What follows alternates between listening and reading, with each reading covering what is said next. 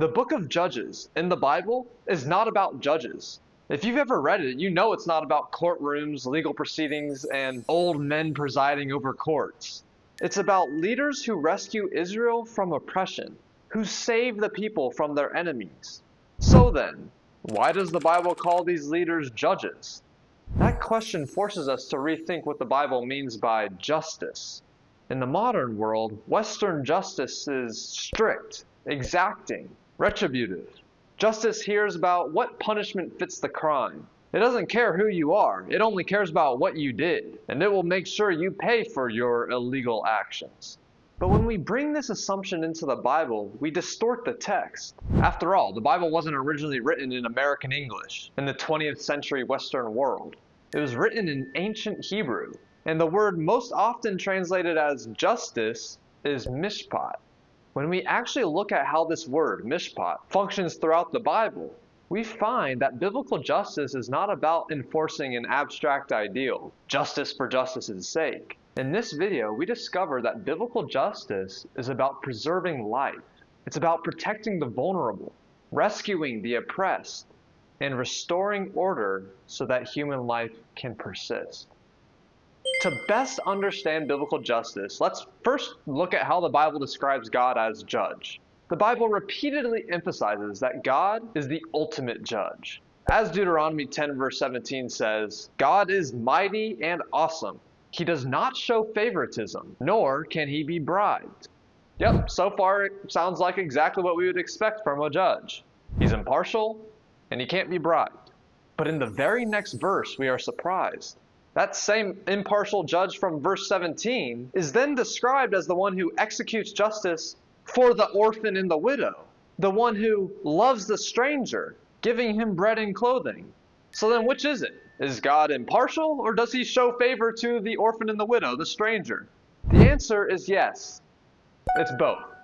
God judges the wicked with impartiality in order to save the oppressed, the vulnerable. In simpler terms, God judges in order to save. Indeed, the Psalms say it explicitly. You caused sentence to be heard from heaven. The earth feared and was still, when God arose to judgment to save the humble of the earth. Again, he judges in order to save. He arose to judgment to save the humble. Why does God judge? Well, you'll see. It's because injustice destroys life, and judgment is the way by which life is preserved. As God says, I shall save my flocks, and they will no longer become like prey, and I shall judge between cattle and cattle. God judges the cattle in order to save his flocks, who in this case had become prey. As Isaiah says, for the Lord is our judge, the Lord is our ruler, the Lord is our king. He shall save us. In the Bible, judging becomes synonymous to saving. So much so that even David, when he was fleeing and hiding from Saul, ended up confronting Saul with these words, and the Lord shall become a judge, and he shall judge between me and you, and he shall see and plead my cause, and judge me out of your hand. Of course, if he spoke English, he would say, and save me out of your hand, and deliver me from your hand. But the Hebrew reads, and he shall judge me out of your hand. Again, judging means saving. And so because of this meaning, we can better understand why Israel's leaders were called judges. They judged Israel out of the hands of their enemies. They saved Israel. So what is the Hebrew word behind all of this? What is its true meaning? The word the Bible most often uses for judgment and justice is mishpat. And one of the biggest mistakes that we make is assuming that mishpat means only one thing, justice. In reality, mishpat is a broad word. It's used in several different ways throughout the Bible. Sometimes mishpat refers to a court case or a legal proceeding. Other times it's used as a legal ruling or a decision. And it can even mean law in the abstract sense, the body of law by which a society is governed. And so far, mishpat sounds exactly like what we would expect from a word associated with justice. It has all of these legal implications. But here's where things get interesting. Very often, mishpat has nothing to do with legal cases, court proceedings, laws. In many places, mishpat means a customary way of acting. For example, when Joseph interpreted the dream of Pharaoh's butler and told him that he would be restored to his office, he said to him, And you shall give Pharaoh's cup into his hand, after the former manner when you were his butler. Here, it really says, after the former Mishpat when you were his butler, after the way that he used to serve the Pharaoh's cup into his hands. Obviously, Mishpat here is neither justice nor law. It was the custom of the butler to give Pharaoh his cup. We even see the word with Joshua and Jericho. After marching around Jericho once each day for 6 days, Israel rose early on the 7th day and marched around the city again according to the same Mishpat, but this time circling it 7 times instead of just once. Again, Mishpat here can't mean justice or law. There's no judgment taking place. Instead, it refers to how they had marched on the previous 6 days, and they marched the same way again, just 7 times instead of once. It was their customary way of marching, their established order of action. And so similarly, God has his own Mishpat. Jeremiah clarifies God's Mishpat as the way of the Lord. God's Mishpat is how God customarily acts in the world. And how does he act? What is his custom? Well, Psalm 119 gives us some hints. Hear my voice according to your chesed, your loving kindness. Sustain me, O Lord, according to your Mishpat. Great are your rachamim, your compassions, O Lord. Sustain me according to your mishpatim. Mishpatim is the plural of mishpat. So here, the psalm parallels mishpat with loving kindness, and mishpat with compassion. And so mishpat, the way of the Lord, necessarily contains these loving attributes. But we still haven't gone far enough. Because the Bible doesn't just describe the way that God acts morally. It describes the way that God ordered and preserves creation. Notice the questions that the prophet Isaiah asks here. Who measured the waters in the hollow of his hand, and set the boundaries of the heavens, and weighed the mountains in scales and the hill in a balance? And then Isaiah asks, who taught him this path of mishpat? Again, Isaiah can't be talking about law, justice, or even custom. He's talking about measure, balance, and proportion, the precise ordering of reality so that the world doesn't collapse back into chaos, back into that tohu vavohu in Genesis, the chaotic waters. Mishpat here is the way that the universe is structured. It's the principle that holds opposing forces in harmony. Why? So that life can exist.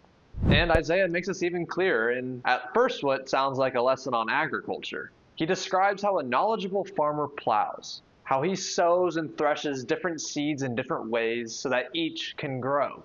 Of this knowledgeable farmer, Isaiah says, for his God instructs him in Mishpat. His God teaches him. All of these seeds must be grown according to the Mishpat that God had set for them, or else they won't grow and live. Knowing God's Mishpat, therefore, is knowing the right measure for things so that life persists. Knowing how to act in harmony with how the world actually works. In order to grow a certain seed, you have to know the mishpat that God set for it. And so similarly, there's a mishpat with each of us, with society at large. There are different measures that must be in place so that society can thrive and live, so that each human is not oppressed. Indeed, Jeremiah makes a point that God wants us to act in accordance with this mishpat. Birds instinctively know their appointed times. They come and go, they migrate according to the seasons. They live in accordance with the order that was built into creation, the mishpat. They detect it.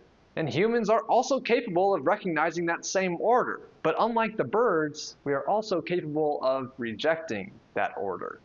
Just like the birds can detect when they should come and go, humans can also detect the moral mishpat that was built into creation. We have a moral sense. And Jeremiah's warning is that when we refuse to align ourselves with this moral mishpat that God built into creation, life will suffer. So at this point, I think we can finally put everything together. Mishpat, commonly translated as justice, is more accurately the measure that God built into reality to preserve life. God created the world with mishpat, with precise balance, proportion, and order, so that life could exist and continue to exist. And when that order, that mishpat, is violated, life begins to collapse into chaos. And this mishpat applies to all of life, to nature, to agriculture, to human society, even to your day-to-day relationships. In each domain, life can live or die. And in each domain, God calls us to restore mishpat. And why does he especially care about this mishpat with us? because the first to suffer are the vulnerable. The first to suffer are the oppressed. These are the orphan, the widow, the poor, and the stranger. When their lives are threatened, Mishpat must be restored to save them from the oppressor. So God doesn't judge just for justice's sake. God judges because injustice destroys life. And judgment, again, is the means by which life is preserved. Biblical justice, then, is about realigning the world with the order that allows life to continue. Law then exists to serve life. And so practically, in everything that we do, we are to align ourselves with Mishpat, the structure, the actual structure of reality. Thus, laws and courts are essential for society. They are the means by which society preserves life. They restore order when injustice threatens life. And so interestingly, all of these reasons are why the Bible refers to laws as mishpatim, the plural of mishpat. They aren't just arbitrary rules or abstract ideals that God just randomly says that we need to live by. Instead, they are measures designed to protect life and prevent society from collapsing into chaos. And so this is also why biblical justice is not altogether detached from compassion and loving kindness. Justice exists to stop human suffering, to rescue, to save the oppressed from the oppressor, and to protect innocent life from future harm. Justice is done not just so that justice prevails, but so that life prevails. And so interestingly, these same principles apply to the 7 Noahide laws, which are called mishpatim. Unlike keeping kosher and the ritual laws that were given only to Israel, called chukim, the Noahide laws are called mishpatim. These laws that were given to all of humanity are laws whose sole purpose is to preserve life, to sustain life, and to save life. God expects all of societies to uphold these laws as the basic conditions required for human civilization to endure and for life to remain protected. Yet I expect a common critique. If these laws are designed to preserve life, then why do they call for capital punishment if they're transgressed? And this is the question that we're addressing in the next video, so subscribe to stay tuned. But remember the framework. To judge is to save. I hope you guys enjoyed, learned something. Thank you, as always, for watching.